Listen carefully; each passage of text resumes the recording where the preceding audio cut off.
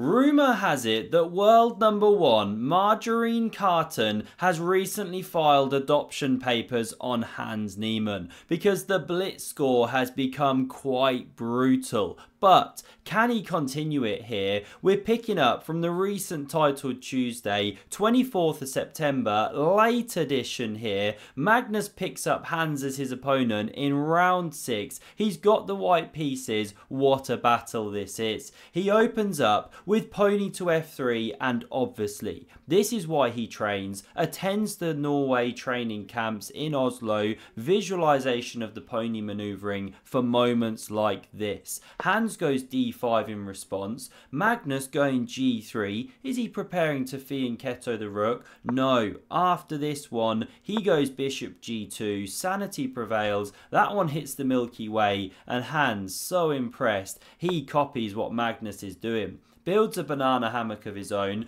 Magnus, not to be outdone though, builds a double banana hammock. What a b3 cowboy. Bishop g7 played, and Magnus brings his own bishop onto the long diagonal. Look at those ones, crossing swords, a beautiful sight on the chessboard. Not advised in church. We now see the c-pawn advance, taking control of the whole centre, and so Magnus fights back, exploding the board with c4. Hans pushes the juicer here because obviously bro, and what does Magnus do? Well, before Niemann can do anything else, he pushes p, challenges that centre, and if captures, taking the free pawn, then we suspect a3 would come. Looking to play a kind of Genko Bambit, but with colours reversed here, so it wasn't done. Niemann plays the provocative knight to c6, walking into this pawn push. Has he completely forgotten which way his pieces are supposed to move? It's there on the Etienne back row. Mum and dad ashamed. Magnus carries on with castles, so does Hans, and both players do not do a king safety fist bump. Explode it out. No love lost between these guys. We now get the move that I would never play. I'd be looking for d3, set up the old connect 4, but Magnus goes e3. That's why he's sat there and I'm sat here. The quality of his stinky cheese is incredible. e5 could come to cover that centre, but then the knight takes, so it's impossible. Therefore we see captures on e3, and surely you capture with the d pawn, the preferred move of fish stock cube, but not played. The ladies stay on the board. Magnus takes with the f-pawn. You can really see he's been rinsing his gmhands.com premium subscription. His chess has gotten so aggressive and dynamic. Opens that f-file at the cost of the pawn structure, and now we see Franken Knight re-enter the game. Magnus fights back with the overpowered camel toe. Knight b6 given the miss, but it hits the pawn and forces a blunder from Magnus Carlsen. He could cover with the queen or go d3. Something about it he didn't like, so he instead goes pony to a3 here, and it's given the miss, as you can see, breaking the common chess adage that der Springer on dem Ringer is an absolute Wiener Schnitzel. Now we see a5 played. Really good move actually, pinning down the a4 pawn, the knight now firing at it, and you can't defend it so easily. Well, you have the queen there, but the rook is blocked, so Magnus fights back in the centre with d4 for the score, and now knight g4 comes. Great move. Hits the backwards pawn on e3, opens the sniper on g7, and Magnus now blunders badly. He should go queen b3 here, cover this pawn, but he goes queen e2 to cover the pawn, leaving the a4 pawn on prise. Hans can simply take it, and not just that, he hits the bishop on b2, and he covers this one here and everything. It's a really horrible position for Magnus, but it just didn't happen. He somehow didn't see it or thought it wasn't good. We see bishop h6 instead, but now Magnus gets knight c2, covers the backwards pawn and opens the rook in the defence. Hans has missed his moment here. Is he about to get adopted? We see takes on d4. Magnus recaptures with the bishop to activate that one. And the best move is bishop e6. We're going to see why. Queen c7 was played instead. Hits the pawn. Nice idea. But now, after c5 played in the game, there's a difference. If this bishop was on e6, then it could come to here now, and you skewer down here and win a rook.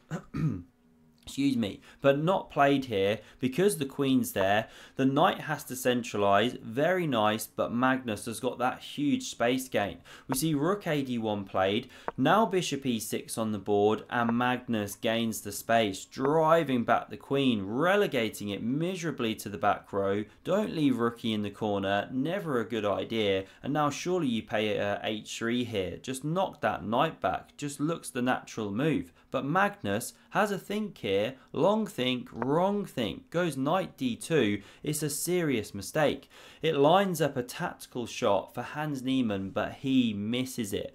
Well done if you can spot the move here, look for a loose piece, look at how you can make it drop off. So often tactics are connected with that, or an exposed king. The move to play is knight takes on b6. Simply pawn recaptures, the queen invades, you've won a pawn, game is transformed here. So that was the way to go, but missed. Hans stumbles back here. Magnus now goes to the most explosive square with his knight. He's maneuvering. Rook d8 played. Knight e5 very natural. And this one hops back. And there's a great move here that the engine shows, and it's knight to d3. And it highlights an instructive point. You know, why keep that piece on the board? Well, if you're the side with the space, which Magnus has oodles of here, then you're generally advised to keep pieces on the board. Let your opponent suffocate while you maneuver. And there's a second concept.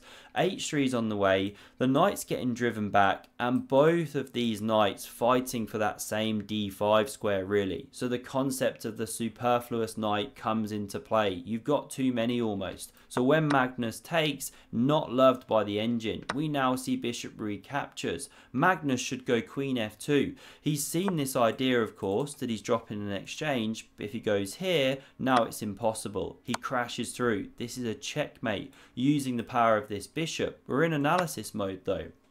It wasn't played. Instead we see queen c4, very similar idea, and Niemann buys it, but he shouldn't. It's the Magnus Carlsen effect, as Hikaru calls it, because now after bishop takes, looks deadly on the king, but actually e6 simply blunts the way and what to do. You know, you can take here, but then of course black can take here, doing great. And if you save this one, let's say here, well then black can take something like this, and black's just better, right? No attack coming anytime soon, and you've got opportunities to untangle the pieces. You're an exchange up at the end of the day. So we come back here. That was the way to go, but Niemann gets spooked, retreats that bishop to the solid e6 square. Magnus goes b5, stepping out the x-ray. Coming back with the bishop is best, but a blunder is played, a terrible one. Bishop d7, but really not obvious why. Look at the bar rising over here. Stock cube getting excited. What is the response? Well, it's the stunning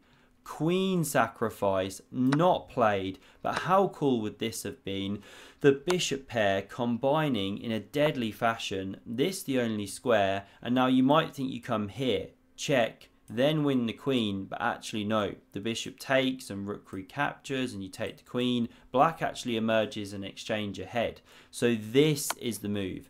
You open the check, but you intercept the bishop to capture the rook, which is checking. This is the only move, unless you want to chuck your queen straight away, and then you take with check. And the point is, you have to block with something, rook most sensible, and then you open up this absolute kebab action. You're dropping a rook and a queen basically. The king getting hunted, what to do? Bishop g5, best move, but this is of course absolutely hopeless. You're what? An entire knight down. What stunning lines. Magnus misses it though. He goes queen b3 here and things return to normal, but white's still a bit ahead. Bishop e6 played. Do you want to draw, Magnus? No, he says, despite being a minute down on the clock. He sets up that long battery, and so what do we see? A move that Hans Feingold hates. Pawn to f6 there. Ugly, but it does block the way. Magnus goes e4. Excellent. Finally dislodging that centralized bastion. It comes to b4. Takes is played. It was the only square it had available, by the way, that made any sense without simply dropping a piece. Queen recaptures, and now after bishop g4, the rook could save itself, but Magnus does this.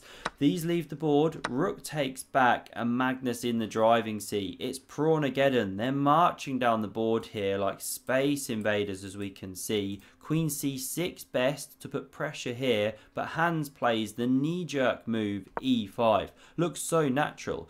Move the bishop, lose your rook here. It's unprotected. But Magnus has the saving grace, queen b3 check. And by doing so, you now cover your rook, you now can move your bishop, you now can recapture after takes here. And you dominate the only open file on the board. Pawn attacked. Hans has a think. He wants to mix it up, but how to do so? He goes for this one to cover all bases. Now we see this king g2, tidy move, f5 expanding, and Magnus centralizes. Look at that one. Absolute white widow spider dominating the board. 8 legs. Fine, I'll draw them all because I'm feeling very excited. f4 now played, going for the attack, and look at this for a move. This is so cool. I just never ever see to do this. I'd be looking at rook c3 or rook a3 maybe. Magnus goes rook b3, completely different idea, because after g5 really going for that attack, he now plays the excellent, brilliant pawn to c ships, and it just unlocks the position. Who would play that? It just looks like the square is under control. If queen takes, well, we swap the queens, pawn captures, and this one starts running in combination with this. And if pawn takes, played, this is the really cool point. Not an immediate b7, but queen f7, and you're supporting this square, so the queen can't blockade. The pawn is pushing with the second one supporting. So Hans goes for this queen exchange because this one's so active. Magnus, of course, takes. Few of his fans start bleating. Rook recaptures, pawn pushes, rook b8, a5, writing on the wall. Niemann just kamikazes the rook, resigns the game here. Say he didn't, well, what to do? I don't know. Say you go like this, well, this is coming right. Nothing to be said and done. The game is lost anyway. This is the final position here. Magnus takes it home and clinches the tournament. What a tournament it was. We also had Hikaru Magnus and Hans Hikaru. I'll have to try get to those games. Smash subscribe if you enjoyed, and check out the video on screen for another epic game of chess. Cheers.